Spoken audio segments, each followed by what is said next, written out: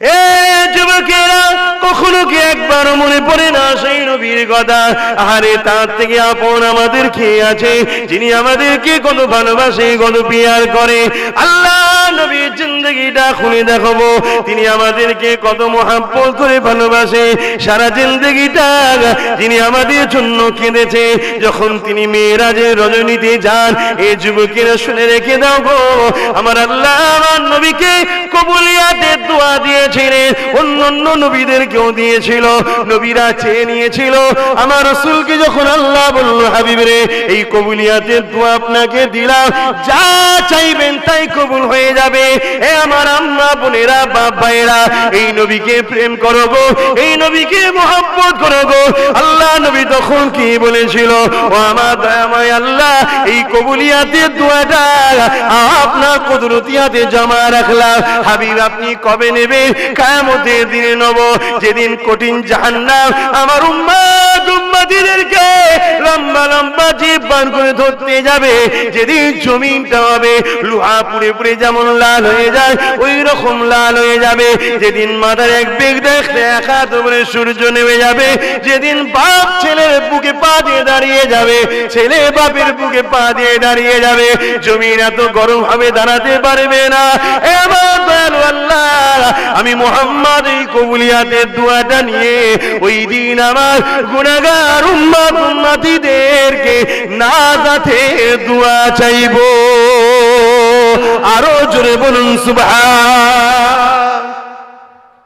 হাসান হোসেনের জন্য চাইতে পারতো যে কারবালায় শহীদ যেন না হয়, ও বিষ না খেয়ে যায়, চেয়েছে, তোমার আমার জন্য রেখে দিয়েছে। কিন্তু তুমি ইমানদার আছো না? নাই। ইমানদার হলে তবে তো দোয়া পাবে, সাফাত। বেঈমানের তো কোনো সাফাত নেই, ঠিক না বেটি গো? ইমানদার যত গুনাহ করুক, রাসূলের সাফাত আর নসিবই হতে পারে।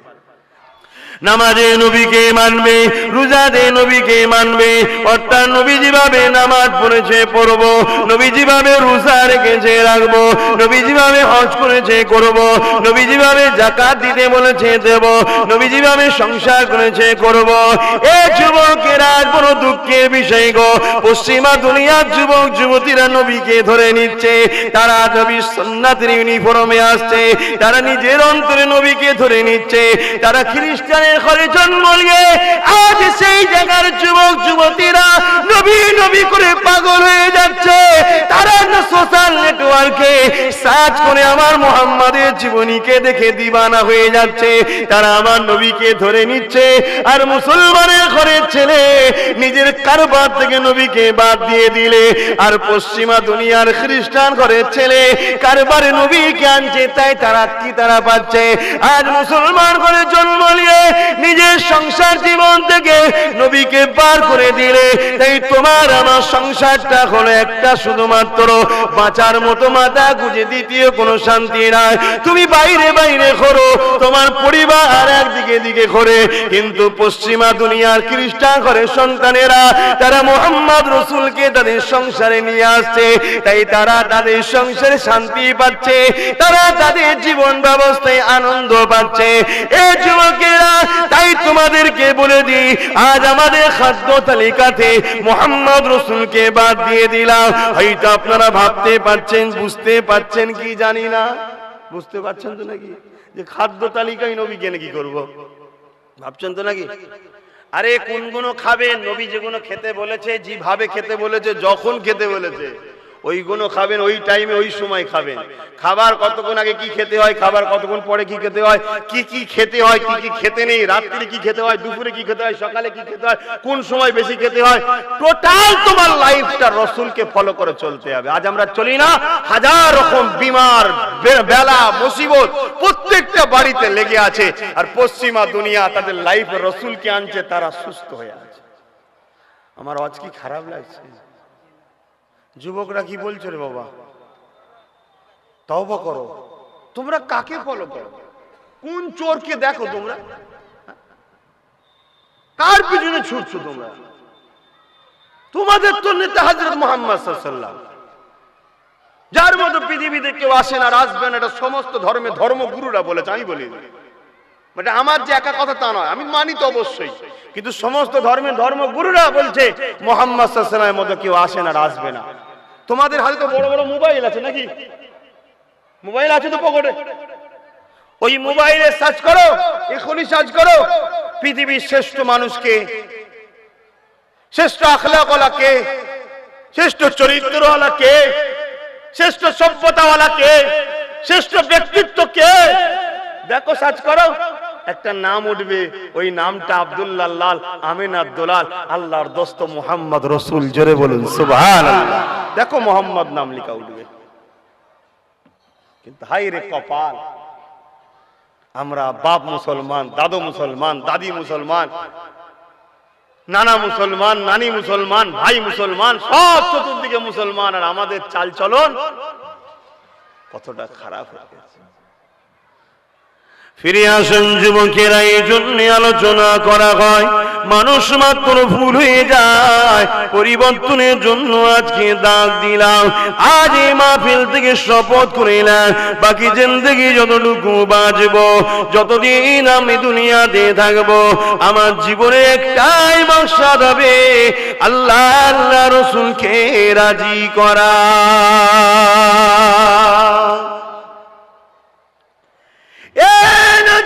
তরুণেরা, মেলাতে যাওয়া যাবে না, যাবে না, আমি সামনে দেখিয়ে দেখবো। আল্লাহ নবী যদি যেতে বলে থাকে আমি যাব, নবী যদি নিষেধ করে থাকে আমি যাব না। আল্লাহ নবী জানিয়ে দিয়েছেন, বাবারা আমি নবী দুনিয়ায় এসেছিলাম এই অবাধে নারী পুরুষ মিলে জিনা ব্যভিচারী যে ফিতনা ফাসাদের মেলাগুলো করেছিল, আমি রাসূলুল্লাহ গুলোকে বন্ধ করতে এসেছিলাম। বাবা আজ দুনিয়ার জমিনে আমরা মুসলমান দাবি করব, নবীর উম্মত দাবি করব, আমরাই মেলা দেব, আমরাই বাজার বসাবো, সেখানে কিছু বিহায়া বাজে সন্তানেরা, পুরুষেরা এবং কিছু বাজে মেয়েরা আসবে, তারা জিনা ব্যভিচারী করবে। আল্লাহর রহমতে ফেরেশতা আমার এলাকাতে চলে যাবে, গজব আসবে, বিমার আসবে, মুসিবত আসবে। দুনিয়ায় তো এগুলো হতে হচ্ছে, আখিরাতের জমিনে আরো বড় মুসিবত তোমার জন্য ইন্তজার করছে। আজকে আমার স্ত্রী আমার কাছে আবদার করলো, চলো আমি সিনেমা দেখতে যাব।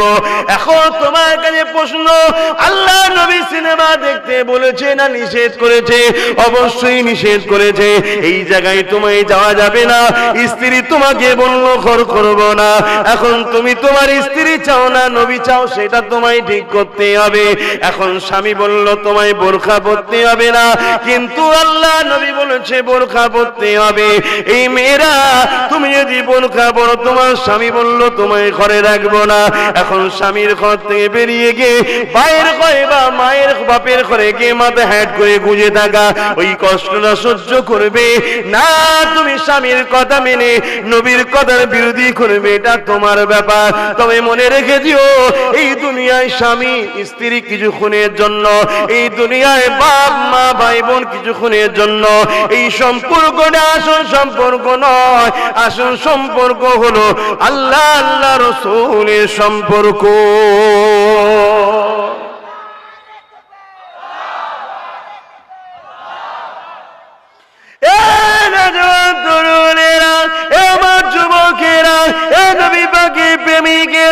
এই সমাজে কেউ তোমাকে 10,000 টাকা দিল, দিয়ে বলল তুই অমুককে গালি দে, কিন্তু তোমাকে চিন্তা করতে হবে আল্লাহ নবী গাল দিতে নিষেধ করেছে। আর আমার কাছে 10,000 টাকা আগে না আল্লাহ রাসূলের কথাটা আগে, তোমাকে এইভাবে ভাবতে হবে। এই দুনিয়ায় কেউ তোমাকে বলল চল এমন করে দুনিয়ার জমিনে কোনো অন্যায় মদ শরাব পান করতে যাব, তোমাকে ভাবতে হবে যে বন্ধু আগে না আমার আল্লাহ বাগের কথাটা আগে। প্রকৃত বন্ধু তো সে যে তোমাকে আল্লাহর রাস্তা দেখে জান্নাতে নিয়ে যায়। প্রকৃত বন্ধু তো সে কখনো নয় যে তোমাকে জাহান্নামের আগুনের দিকে ঠেলে দেয়। প্রকৃত স্বামী তো সে তার স্ত্রীকে জান্নাত জান্নাতের রাস্তা দেখায়। প্রকৃত স্ত্রী তো সে যে চায় তার স্বামী কম ইনকাম করো, হালাল ইনকাম করে আমার স্বামী যেন জান্নাতি হয়ে যায়, আমি তাকে চাপ দেবো না, সে যেন ভুল রাস্তায় না চলে যায়। প্রকৃত স্ত্রী তো সে, প্রকৃত বাপ মা তো সে যে বাপ মা চায় আমার ছেলের ঘুম কম হোক কিন্তু ফজর বেলা উঠে নামাজটা পড়বে। যে বাপ মা তার ছেলেকে তুলে নামাজ পড়ায় না, ওই বাপ মা কিন্তু প্রকৃত আপন নয়। কেননা কিয়ামতের দিনে তোমার বাপ মা যদি তোমাকে তুলে নামাজটা পড়াতো, তুমি জান্নাতীটা হয়ে যেতে। বাপ মা তোমাকে আদর দিয়ে ঘুম পেরিয়ে পেরিয়ে তোমাকে জাহান্নামের দিকে ঢুকিয়ে দিচ্ছে, তুমি চিন্তা করো। অসুবিধা হচ্ছে না? ঘটনা বলবো।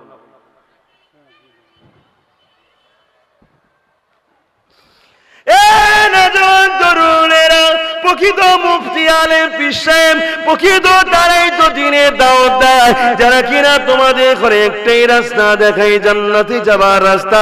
বাবারা, আমাকে দাওয়াত করার পান্তুয়া রসগোল্লা খাওয়া, যা পারিস করে যা, মুসাফাটা করে নজরানা দিয়ে দিবি, সব বেড়া পার হয়ে যাবে। জেনে রাখবে ভণ্ড ছাড়ার কিছু নয়, যে তোমাকে দরকার হয় চোখ দেখাবে, দরকার হয় তোমাকে রাগ করবে, কিন্তু তোমাকে আল্লাহ আল্লাহ রসুলের রাস্তাটা দেখাবে।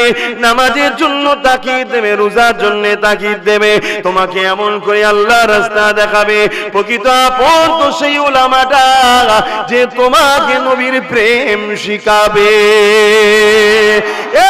যুবকেরা, তরুণেরা, আব্বাস সিদ্দিকের মনের স্বপ্ন একটা, দুনিয়ার জমিনে কারো গোলামি করবো না গো, কারো কোম্পানির কর্মচারী হব না গো, নিজের কোম্পানি তৈরি করব, ইজ্জতের সঙ্গে মাথা তুলে বাঁচবো, ডাল ভাত যা আল্লাহ কপালে দেবে খাবো, দুদিনের দুনিয়া কাটিয়ে দিয়ে একসাথে আল্লাহ পাকে জান্নাতে যাবো আশা নিয়ে বুঝিয়ে যায়। কেননা নবী আমার জানিয়ে দিয়েছে, বাবারা, দুনিয়া জমিনে যে আমার উম্মতের কল্যাণ চাইবে, আমি রাসূল তার কিয়ামতের দিনে শাফাআত করে তাকে নাজাতের কল্যাণ দেখাবো। এ যুবকেরা, তরুণীরা, বাপেরা, এই দুদিনের ময়া পড়ে আখিরাতকে ভুলে যেও না। আজকে আমরা গিলটি চমকে সোনা ভুলে গেলাম। এই দুনিয়া হলো গিলটি, আখিরাত হলো সোনা, বোঝাবার জন্য বলতে লেগেছে। এই দুনিয়ার মানুষেরা, এই দুনিয়া তোমাদেরকে গানে ডাকবে, এই দুনিয়া তোমাদেরকে যাত্রায় ডাকবে, এই দুনিয়া তোমাকে মদের বোতল দেবে, এই দুনিয়া তোমাকে বাড়ি ডাকবে, এই দুনিয়া তোমাকে বিভিন্ন কুকর্মে ডাকবে। এই পৃথিবীতে দুটো দল আছে, একটা হলো রহমানের দল, আর একটা হলো ইবলিসের দল।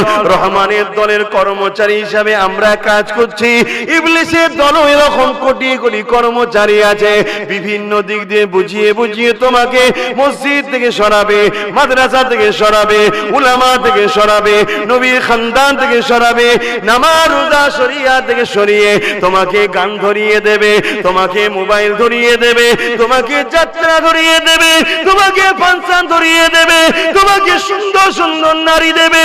শুধুমাত্র তাদের একটাই লক্ষ্য, ইবলিসের দলে খদ্দেরকে বাড়ানো। কিন্তু আমরা তোমাদেরকে দাওয়াত দেব, আসো, ফিরে আসো। এই দুনিয়ার জমিনে যেদিন ছেলে মাকে হত্যা করত, এই দুনিয়ার জমিনে যেদিন বাপ মেয়েকে জ্যান্ত পুঁতে দিত, এই দুনিয়ার জমিনে যেদিন ধনীরা গরিবদের ঘরে বাজারে বিক্রি করে দিত, এইরকম একটা জঘন্য জাহিলিয়াতের যুগে পৃথিবীর জমিনে জিনার আখলাক চরিত্রতে শান্তি আদর্শ ফুটে উঠেছিল। তিনি অন্য কেউ নয়, জিনা সম্বন্ধে আল্লাহ কোরআনে জানিয়ে দিয়েছে, লাকাদ কানা লাকুম ফি রাসূলিল্লাহি উসওয়াতুন হাসানা। এই দুনিয়ার মানুষেরা, আমি তোমাদের জন্য মুহাম্মদ রাসূলকে মডেল করেছি।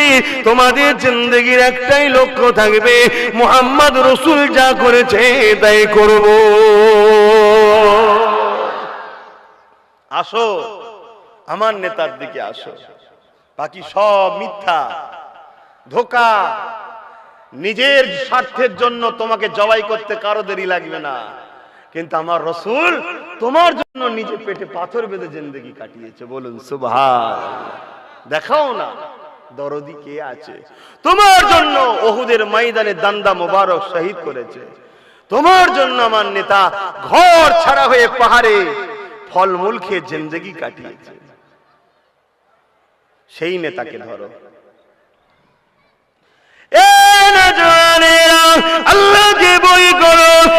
পাককে মহব্বত করো, ভালোবাসো। নবী যা আদেশ করেছে ওটা ছাড়া কল্যাণ হতে পারে না, নবী যা নিষেধ করেছে ওটা না ছেড়ে দিলে কল্যাণ কখনো হতে পারে না।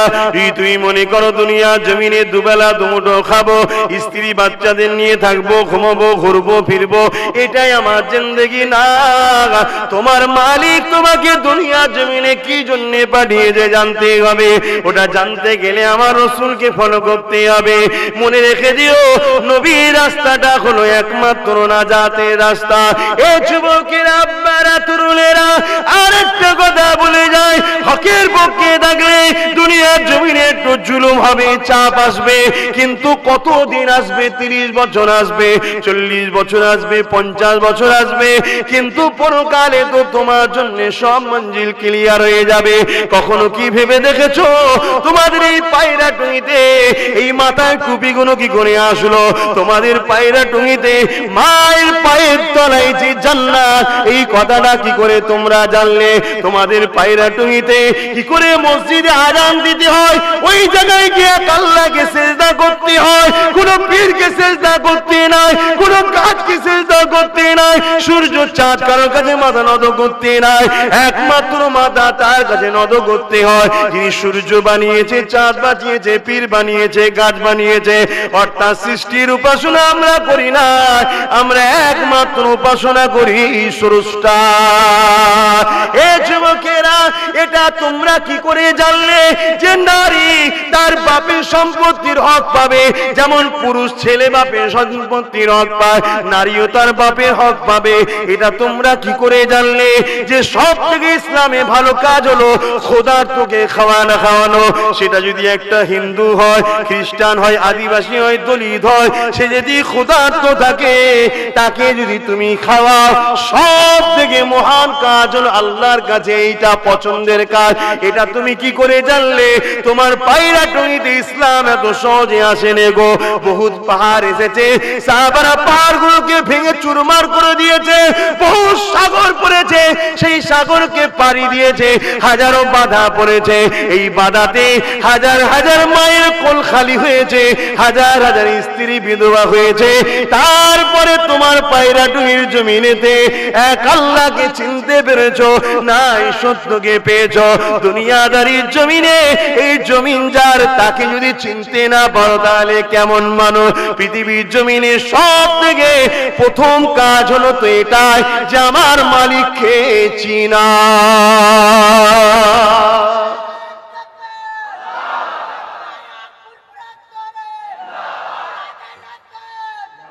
আজ কমসে কম কিছু হোক চাই না হোক, তোমরা তো মালিককে চেনো যে তোমাদের মালিক আল্লাহ, অন্য কেউ নয়। ঠিক তো নাকি? এটা তো জানো, কিন্তু এটাকে তো সহজে এসেছিল, অনেক বাধা। কিন্তু আমি আব্বাস সিদ্দিকী আজ বলে যাচ্ছি, রেকর্ড করে নাও, তোমরা যেভাবে চলছো এইভাবে যদি চলতে শুরু করো, আগামী 10 বছরের মধ্যে পশ্চিম বাংলায় কোনো মুসলমান থাকবে না। আল্লাহ যদি আমায় বেঁচিয়ে রাখে আর তোমাকেও বেঁচিয়ে রাখে, আমার কথাটা রেকর্ডিং করে দেখে নাও। যেভাবে চলছে এইভাবে যদি চলতে শুরু করো, আগামী 10 বছরে পশ্চিম বাংলায় একটা ইমানদার মোমেন মুসলমান পাওয়া যাবে না যদি এইভাবে চলো। মুসলমান ছেলেই তার পাড়াতে গান বাজায়, মসজিদ আওয়াজ দেয়, কি অমুসলিমকে আপনি দোষ দিচ্ছেন? কি তাদের বিষয়ে আলোচনা করবেন আপনি? আমরাই আমার ধর্মে সব থেকে বেশি ক্ষতিকারক। কথাটা কি ভুল বলে ফেললাম? তাই প্রত্যেকে ভাবুন, পরিবর্তন হন। বিশেষ করে আমার আব্বাগুলোকে বলে যাচ্ছি, মাফ করবেন, ভালোবাসি বাপ বলে আপনাদেরকে ভালোবাসি, আমি আপনাদের ছেলের মতো, মানতে পারছেন তো নাকি ছেলে বলে?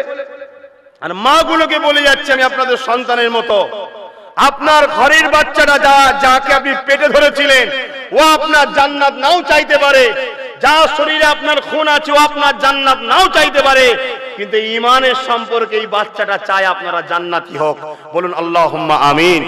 তাই বুঝিয়ে যাচ্ছি, কিয়ামতের দিনে দেখা যাবে এমনও বাপ পাওয়া যাবে যে বাপটা তার নামাজ, রোজা, হজ, যাকাত, দান, খায়রাত বিচারের পরে দেখা যাবে সব ক্লিয়ার, আল্লাহ কারে সে কোনো দিক দিয়ে ধরা পড়ছে না, সব ভালো, কিন্তু হঠাৎ করে তাকে জাহান্নামী ঘোষণা করা হবে। কেন? তার বাড়ির একটা মেয়ে কিয়ামতের দিন ধরা পড়েছে।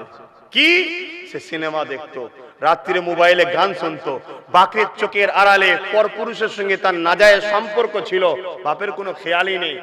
সে বাইরে বাইরে একা যেত, ঘুরতো ফিরতো। মাফ করবেন যদি কোনো বোন মনে করেন যে আব্বাস সিদ্দিকী তোমায় জ্ঞান দিতে হবে না, আব্বাস সিদ্দিকী জ্ঞান দিচ্ছে না, আব্বাস সিদ্দিকীর মুখ দিয়ে তার আল্লাহ বলাচ্ছেন, তাই আল্লাহর কথা বলছি। এই পৃথিবীতে আমার কোন বোন তুমি যদি মনে করো আমার রূপ, আমার যৌবন, আমার ইচ্ছা তোমার বলে কিছু নাই। এই পৃথিবীতে হাজারো মেয়ে আছে যে চোখে দেখতে পায়নি, তোমাকে আল্লাহ দেখতে দিতে শুকরিয়া আদায় করো। এই পৃথিবীতে হাজার মেয়ে আছে যার রূপ যৌবন বলে কিছুই না, তাকে কেউ পছন্দ করে না, কার দিকে কেউ তাকিয়েও দেখে না, কিন্তু আল্লাহ তোমাকে এত সুন্দরী বানিয়েছে, তোমার উপরে সবাই আকৃষ্ট হচ্ছে। তুমি সেই আল্লাহর নিয়ামতকে তোমার ইচ্ছা মতো খরচ করলে হবে না, তোমার আল্লাহর ইচ্ছা মতো করতে হবে, কেন ওগুলো আল্লাহ দিয়া নিয়ামত, ঠিক না বেঠিক? তোমার জন্য একজনই হালাল, যেটা তোমার স্বামী।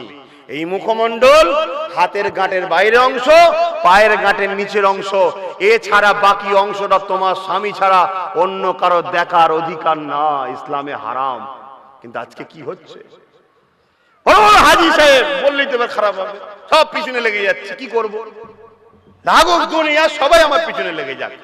তোমরাও যদি যারা ভালোবাসো বলছো তোমরাও লাগলে আমার অসুবিধা নেই, নাই আনবে না, এছাড়া কি করবে রে বাবা? না অন্য কিছু ইরাদা আছে? হ্যাঁ, কিন্তু বোঝো আব্বাস সিদ্দিকীর শুরু যখন আছে, একদিন মৃত্যু হবে। যেদিন আমার মালিক ফিক্সড করেছে তার একদিন আগেও কেউ নিতে পারবে না, একদিন পেছিয়েও কেউ রাখতে পারবে না, সেটা বিশ্বাস করে আমি চলি। কিন্তু বোঝো আজকে দেখা যাচ্ছে ওই সময়ে ওই বাপটা হঠাৎ করে জাহান্নামী ঘোষণা, কেন?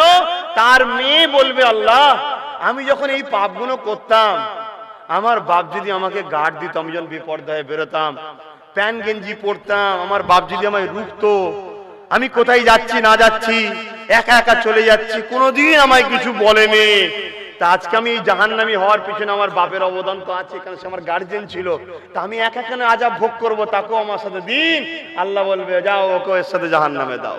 শুনছেন আমার আব্বা জানেরা, যে হুজুর আমি কি করব তাহলে? বার কর দেন ঘর থেকে, বেরো, তোর সাথে কোনো সম্পর্ক নেই। সে যখন আপনাকে ভালোবাসে না, আপনি তার জন্য কেন ইন্তজারে আছেন জাহান্নামে যায় বলেন?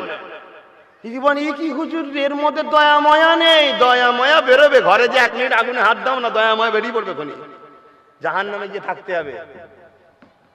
আল্লাহর ফায়সালার কাছে কোনো দয়া ময়া চলবে না।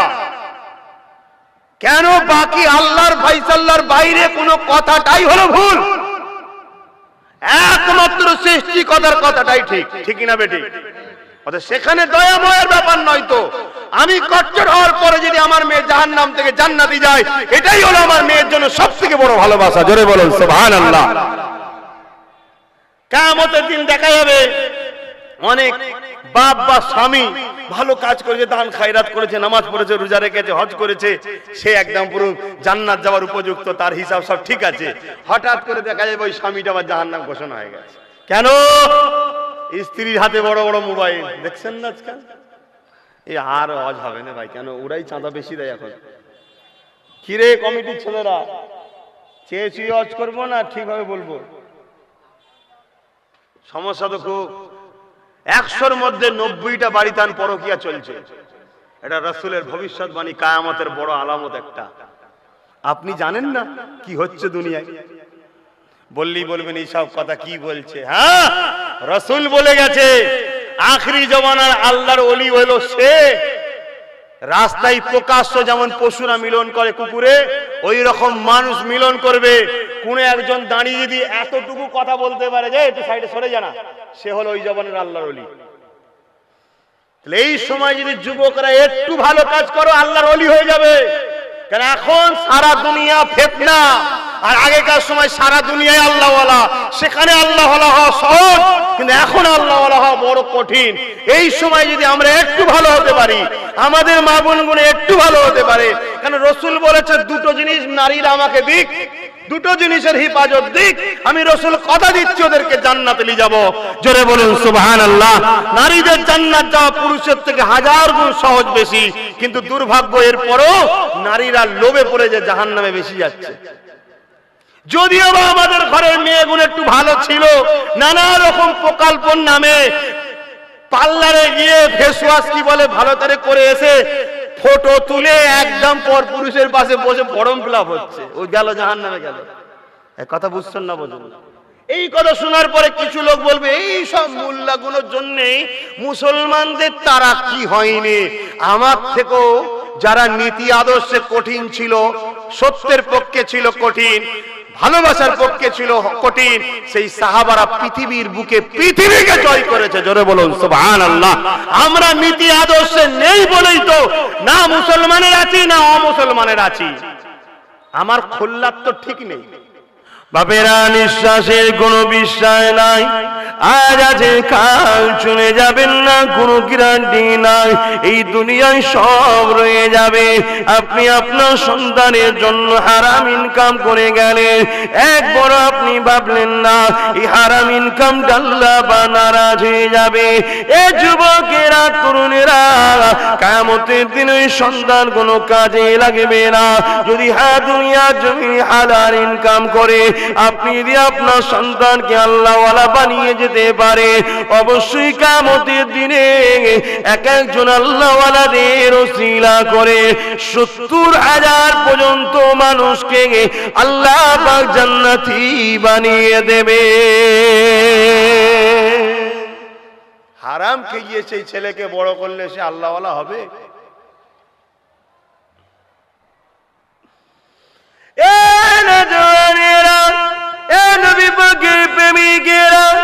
আজ আমি আব্বাস সিদ্দিকী আপনাদেরকে দাওয়াত দিই।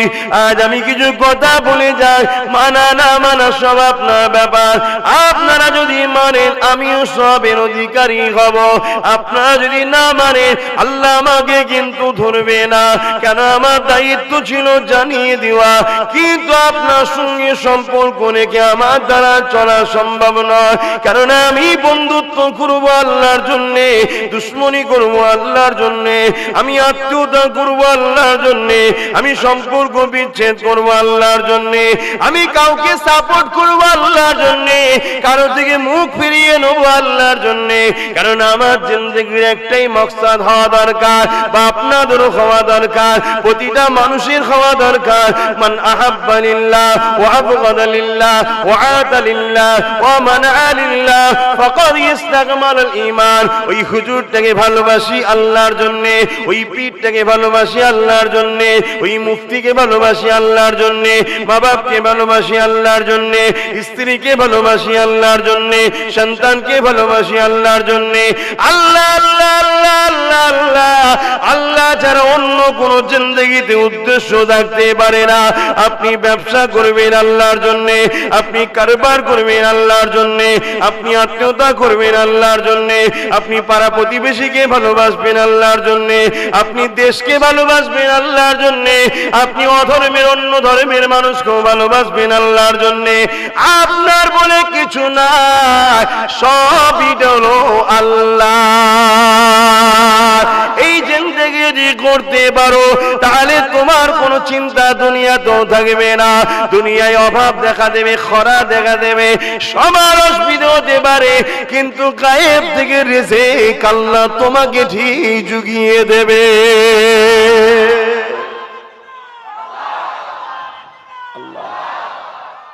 আগামী তো খরা আসছে, তো কি খুব শিগগিরই দুনিয়াতে দুর্ভিক্ষ দেখা দেবে, খাদ্য পাওয়া যাবে না, খাদ্য সংকট। কমসে কম 1 বছরের অধিক হলেও খরা দেখা দেবে, মানুষ খাদ্য পাবে না। কোটি কোটি টাকা আছে তো কি হয়েছে, পটল তো পাবে না, আলু তো পাবে না, সবজি তো পাবে না, খাদ্য তো পাবে না, খাবেন কি? টাকা তো আর খাবার জিনিস নয়। কিন্তু তুমি যদি তোমার মালিককে এখন থেকে বিপদের সময় পড়ে গেছে আল্লাহ বাঁচাও, আর সর্বক্ষণ তুমি আল্লাহর বিরুদ্ধে, তাহলে কিছু করার নেই। বাপেরা, নওজওয়ানেরা, আল্লাহ আমাদেরকে সৃষ্টি করেছে। কিছুদিন আগে করোনা মহামারী গেল, অক্সিজেনের অভাবের জন্য মানুষকে হসপিটালে ভর্তি করতে হয়েছে। ঠান্ডা মাথায় ওয়াজ শুনবেন, আর শুনে শুনে বুঝবেন আর ভাববেন, তবেই পরিবর্তন হওয়া সম্ভব। ওয়াজ তো আল্লাহ নবী করেছিল, আবু জেহেল শুনেছিল, আবু বকরও শুনেছিল। আবু জেহেল দুনিয়ার জমিন থেকে, আবুল হাকাম থেকে, জ্ঞানীর পিতা থেকে জাহিলিয়াতের পিতা আবু জেহেল হয়ে গেল। আর আবু বকর নবীর শুনে নিয়ে আবু বকর সিদ্দিক হয়ে গেল। আজ শুধু শুনলে হবে না, এ যুবকেরা, মায়েরা, বোনেরা, আব্বারা, আজকে শুনে বুঝতে হবে এই দুনিয়াতে কে আমাদেরকে পাঠালো। আল্লাহ পাঠালো কি জন্যে পাঠালো? আর দুনিয়া ও মাজরাতুল আখিরা, আখিরাতের জন্য দুনিয়া হলো খেতি বাগান। আমলের জিন্দেগি করব, আমলটা কি? নামাজ, রোজা, হজ, যাকাত, দান, খায়রাত, মা বাপের সেবা করা, রাষ্ট্রকে ভালোবাসা, গরিবকে ভালোবাসা, যে কোনো ধরনের মানুষ হোক না কেন, কেউ যদি অসহায় হয়ে যায় তাকে আশ্রয় দিও, বড়দেরকে সম্মান করা, ছোটদেরকে স্নেহ করা, কারো মনে আঘাত না দিয়া। এই যুবকেরা কি করতে হবে? এর জন্য আল্লাহ কোরআনে জানিয়ে দিলেন, মা তাকুমুর রাসূলু ফাখুযুহু ওয়া মা নাহাকুম আনহু ফান্তাহু। এই দুনিয়ার মানুষেরা খুব সহজভাবে তোমাদেরকে বলে দিই, আমার আল্লাহ জানিয়ে দিয়েছে, তোমরা যদি আমাকে ভালোবাসো, আমাকে রাজি করতে চাও, তাহলে তোমাদের যদি জানিয়ে দিই, আমার মুহাম্মদ যা আদেশ করেছে মেনে নাও, আর আমার মুহাম্মদ যা নিষেধ করেছে সেইটাকেই ছেড়ে দাও। তাহলে আমরা আদেশ মানবো কার? আল্লাহ আদেশ মানতে বলেছে কার? মুহাম্মদ সাল্লাল্লাহু আলাইহি ওয়াসাল্লাম। আর নবী যা নিষেধ করেছে ছেড়ে দিতে বলেছে। নবীর আদেশকে মেনে নেওয়া আল্লাহর হুকুম, নবীর নিষেধকে ছেড়ে দেওয়া কার হুকুম? আল্লাহর হুকুম। এই নবীর জীবনীটা ফলো করলেই তো আমরা বুঝবো, ঠিক না বেটি? যারা পৃথিবী চালিয়েছে তারা আজকে বাড়িতে কুকুর ভাত পাইতো, তাদের বাড়িতে ভাত নাই কেন? কখনো ভেবে দেখেছেন? লাফিয়ে এছড়ে উছড়ে আপনারা কোনোদিন মাথা তুলে বাঁচতে পারবেন না। যদি মনে করেন এর মধ্যে যে হুজুর আমার তো খুব ভালো আছে, আরে কিসের তোমার ভালো আছে? তোমার বোনকে বেউজ্জতি করে আর তুমি বাড়িতে বিরিয়ানি খেয়ে মনে করছো ভালো আছে? তোমার বাপকে রাস্তায় বেউজ্জতি করে আর তুমি বাড়িতে ভালো মন্দ খেয়ে মনে করছো আমি তো আরামে আছি। তোমাদের জিন্দেগিটা এখন হয়ে গেছে কাদের দিকে দেখো?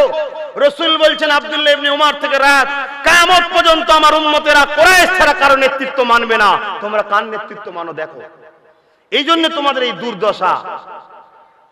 তারা কোনোদিন চাই না যারা তোমার আল্লাহ তোমার রাসূলকে অপমান করে, যারা তোমার মসজিদ ভাঙতে চায়, মাদ্রাসা ভাঙতে চায়, তোমার কোরআনকে অপমান করতে চায়, তারা কোনোদিনই চাই না তোমাদের কল্যাণ হোক, তোমাদের দুনিয়া ভালো, তোমাদের আখিরাত ভালো, কোনোদিনই তারা চায় না। কিন্তু আফসোস, যতই বুঝাই তোমাদের কিন্তু সেই একটাই খেয়াল, আমি গানে যাব, যাত্রায় যাব, কাল যদি ফুটবল খেলা হয় ভিড় করে সব যে বসে থাকবে। তাই তোমাদেরকে বুঝাচ্ছি, আসো কোরআনের দিকে, সুন্নাতের দিকে, মসজিদে আসো। তুমি তো সেজদা দিয়াটা তোমার প্রেম লাগবে, কেন সেজদা দিলে তোমার আল্লাহ খুশি হয়। বোনেরা তোমরা তো পর্দায় থাকবে, কেন তোমরা তো বাজারি মেয়ে নয়, তোমাদের ইজ্জত পৃথিবীর বুকে শ্রেষ্ঠ, তোমরা খাতুনে জান্নাতের কাতারে যাবে। তাই খাতুনে জান্নাত তিনি বলেছিলেন আমাকে রাত্রিরে জানাজা দেবে, আমার খাটিয়ার উপরে কাপড় ঢেকে দেবে, যাতে আমি মোটা না, রোগা, লম্বা না, বেটে, এটাও না কেউ বুঝতে পারে। সেই খাতুনে জান্নাতের সঙ্গে থাকবে, তুমি তো সেই খাতুনে জান্নাতের অনুসারী হবে। তাই তোমার গায়ে তো ঢাকা অবস্থায় তুমি প্রয়োজনে বাইরে বেরোবে। তুমি পর্দা করলে দুটো মেয়ে তোমাকে ক্রিটিসাইজ করে, আনকালচার গাইয়া বলুক কে যাক, কিন্তু তোমার আল্লাহ তোমাকে দেখে খুশি হবে। জোরে বলুন সুবহানাল্লাহ, আরো খুশি হয়ে বলুন। তাই প্রত্যেকটা বাপ আর প্রত্যেকটা ভাই আর স্বামীকে বলবো, ঘরে গিয়ে ওয়াজ করো।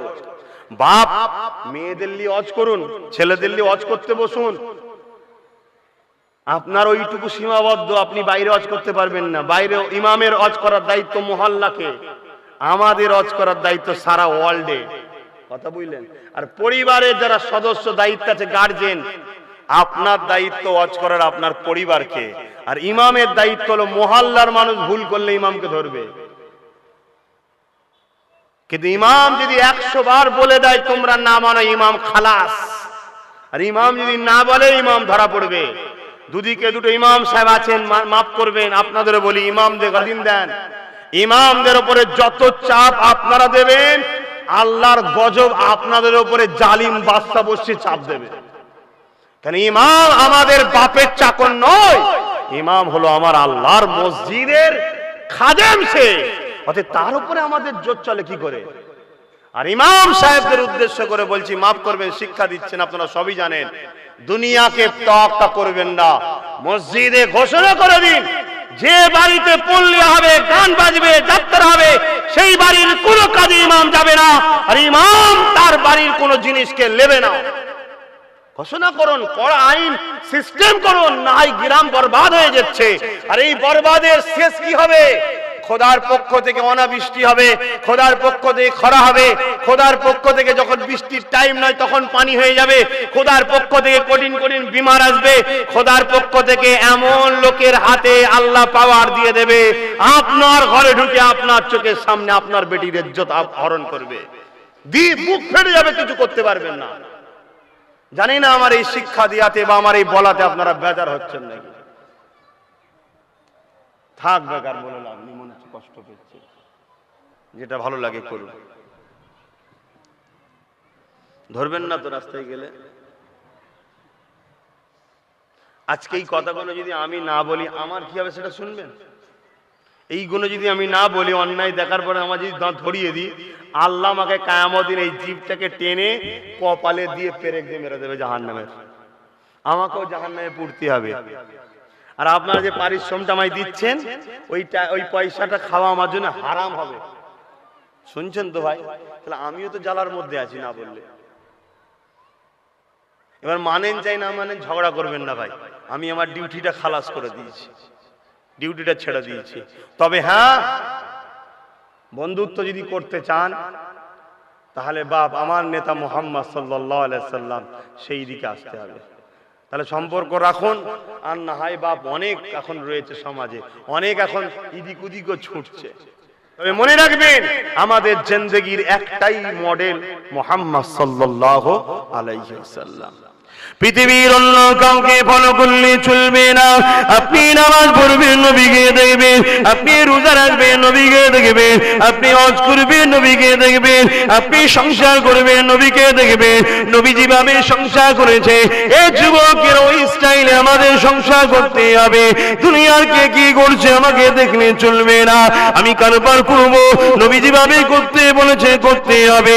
এই যুবকের এটাও শুনে রেখে দাও, আমার ইসলামের কথা বলে যায় ধর্মীয় মাহফিলে তুমি যদি রাষ্ট্র পরিচালনা করতে চাও, রাষ্ট্রের প্রধান হতে চাও, মুখ্যমন্ত্রী, প্রধানমন্ত্রী, স্বরাষ্ট্রমন্ত্রী হতে চাও, এমএলএ এমপি মন্ত্রী হতে চাও, রাষ্ট্র পরিচালনা করতে চাও, এটাও যদি তুমি করতে চাও, দুনিয়ার কোন নেতা দাদাকে দেখলে হবে না।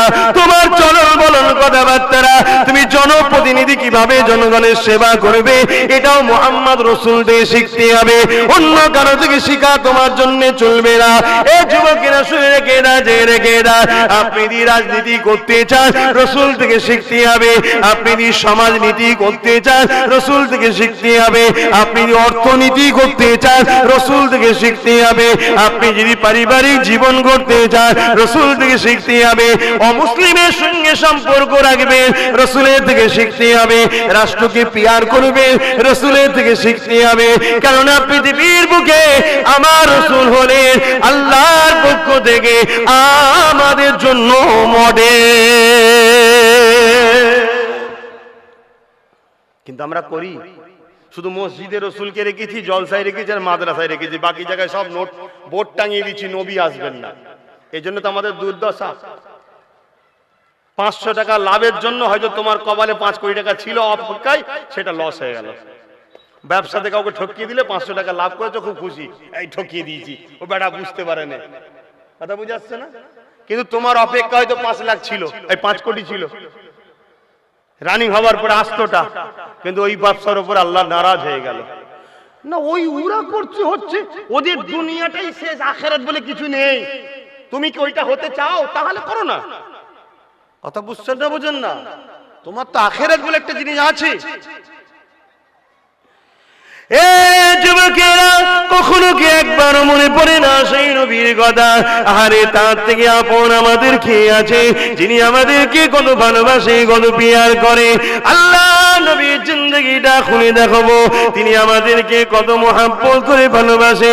সারা জিন্দগিটা যিনি আমাদের জন্য কেঁদেছে, যখন তিনি মেরাজের রজনীতে যান। এই যুবকেরা শুনে রেখে দাও গো, আমার আল্লাহ আমার নবীকে কবুলিয়াতের দোয়া দিয়েছিলেন, অন্য নবীদেরকেও দিয়েছিল। নবীরা চেয়ে নিয়েছিল আমার রাসূলকে, যখন আল্লাহ বলল হাবিব রে এই কবুলিয়াতের দোয়া আপনাকে দিলাম, যা চাইবেন তাই কবুল হয়ে যাবে। এ আমার আম্মা বোনেরা, বাপ ভাইয়েরা, এই নবীকে প্রেম করো গো, এই নবীকে মহব্বত করো গো। আল্লাহ নবী তখন কি বলেছিল? ও আমার দয়াময় আল্লাহ, এই কবুলিয়াতের দোয়াটা আপনার কুদরতি হাতে জমা রাখলাম। হাবিব আপনি কবে নেবে? কিয়ামতের দিনে নেব, যেদিন কঠিন জাহান্নাম আমার উম্মতিদেরকে লম্বা লম্বা জিভ বার করে ধরতে যাবে, যেদিন জমিনটা হবে লোহা পুড়ে পুড়ে যেমন লাল হয়ে যায় ওই রকম লাল হয়ে যাবে, যেদিন মাথার এক বেগ দেখতে এক হাত উপরে সূর্য নেমে যাবে, যেদিন বাপ ছেলের বুকে পা দিয়ে দাঁড়িয়ে যাবে, ছেলে বাপের বুকে পা দিয়ে দাঁড়িয়ে যাবে, জমিন এত গরম হবে দাঁড়াতে পারবে না। এবার দয়ালু আল্লাহ, আমি মুহাম্মদ এই কবুলিয়াতের দোয়াটা নিয়ে ওই দিন আমার গুনাহগার উম্মতিদেরকে নাজাতের দোয়া চাইবো। আরো জোরে বলুন সুবহান। হাসান হোসেনের জন্য চাইতে পারতো যে কারবালায় শহীদ যেন না হয়, ও বিষ না খেয়ে যায়, চেয়েছে, তোমার আমার জন্য রেখে দিয়েছে। কিন্তু তুমি ইমানদার আছো না নাই? ইমানদার হলে তবে তো দোয়া পাবে, সাফাত। বেঈমানের তো কোনো সাফাত নেই, ঠিক না বেটি গো? ইমানদার যত গুনাই করুক রাসূলের সাফাত আর নসিবে হতে পারে, কিন্তু বেঈমানের তো কোনো চান্স নেই। তুমি ইমান আছে না নাই বুঝবে কি করে? যখন তোমাকে একজন ভালো কাজের জন্য ডাকছে, এদিকে আয়, তুমি তার ডাকে সাড়া দিওনি, কিন্তু তার বিরোধীও করুনি, তাও জানবে ইমান আছে। কিন্তু তুমি যদি তার বিরোধী করো, হিকারতি করো, জানবে তোমার ইমান গেছে। আর যদি তার ডাকে সাড়া দাও ভালো কাজের জন্য, জানবে তোমার ইমানের ক্ষমতা এতটা বেশি, খারাপ অর্থাৎ শয়তান তোমার ইমানের কাছে পরাজিত হয়েছে। জোরে বলুন সুবহানাল্লাহ।